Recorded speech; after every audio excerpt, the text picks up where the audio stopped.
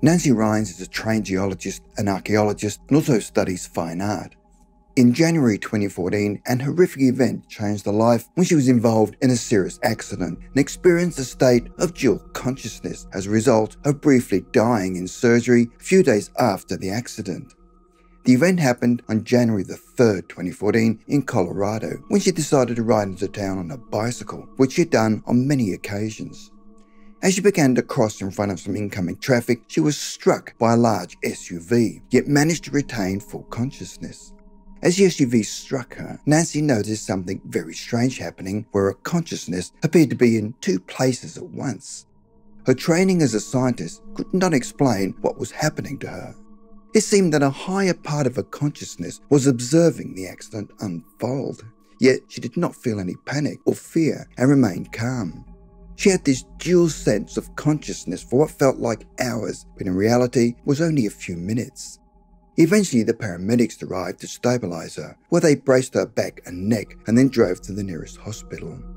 They found that she had broken 24 bones, most of them in her spine, and she needed urgent surgery. Nancy never liked going under the knife and hated any loss of consciousness and feared she would not wake up.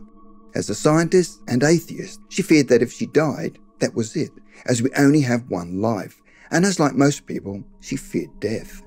In the past, when she was anaesthetized, she would immediately drift into a state of nothingness, and there were no dreams until you awoke from the surgery in the recovery room.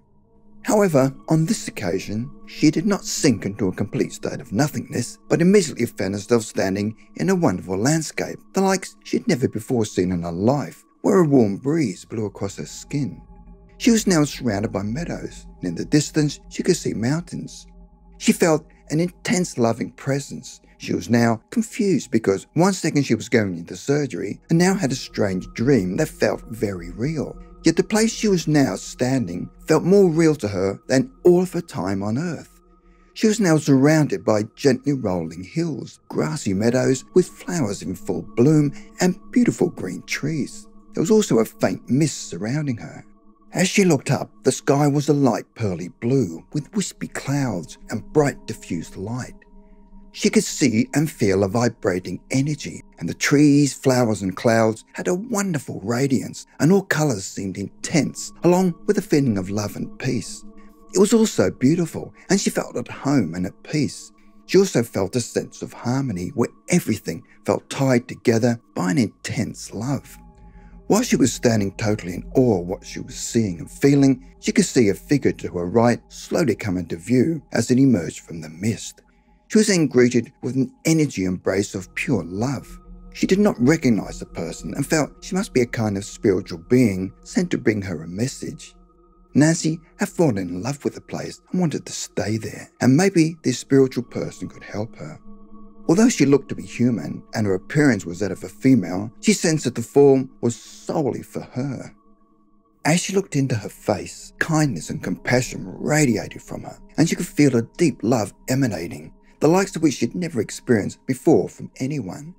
It was not romantic love, but a love you would feel from the Creator that seemed to embrace her. The love made her relax in her presence, as if she were a sister or close friend, whereas as humans, we don't typically feel love as such a physical force. The presence never told her a name or what she was, and Nancy did not ask but chose to call her guide. The spiritual presence acted as her mentor and guide while they were together as they strolled along, and she enjoyed walking, feeling healthy again with no pain, sensing the grass beneath her bare feet and the breeze on her face. They strolled among the meadows and trees, and she could sense the landscape falling away as they meandered along. They did not talk, but their communication was completely in the mind, and the presence seemed to know what she was thinking.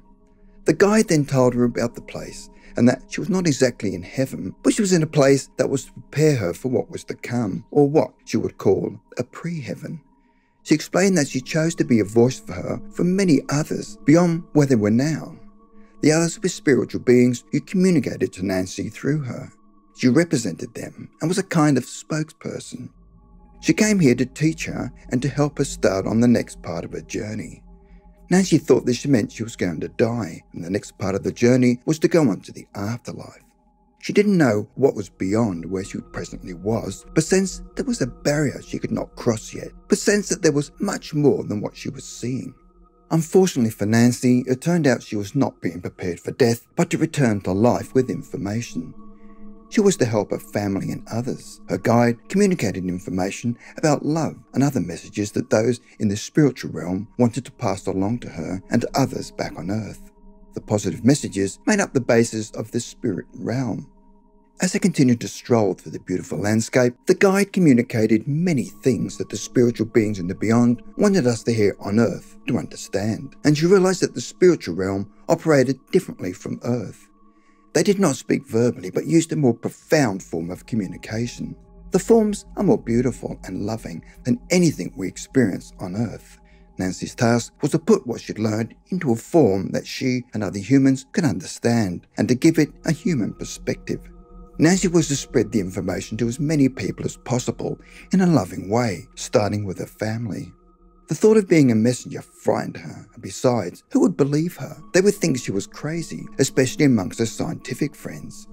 Her guide tried to help ease her fears and stayed with her, remaining quiet so that everything could sink in while they looked at the sky.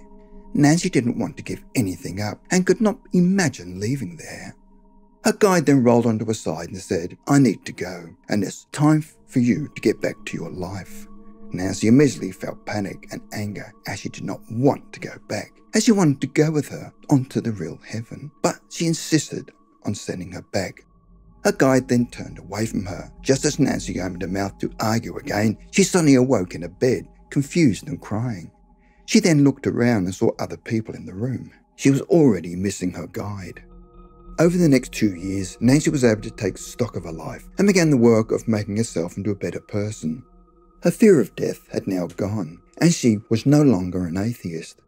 Her amazing experience taught her that there was much more to consciousness than this human existence on Earth, and what was on the other side is bigger and more mysterious than we could ever understand.